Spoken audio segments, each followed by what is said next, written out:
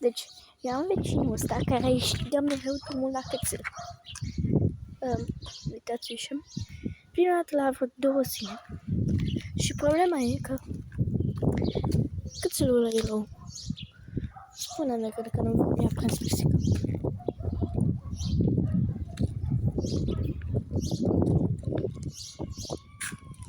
Ok, mai mult nu mai merge pe aici decât aștept să vină cățelul.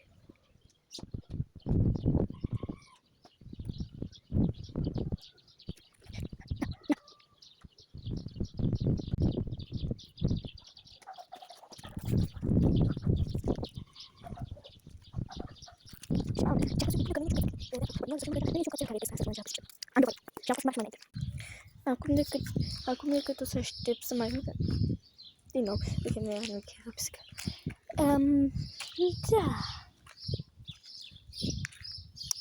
Hai să ne uităm.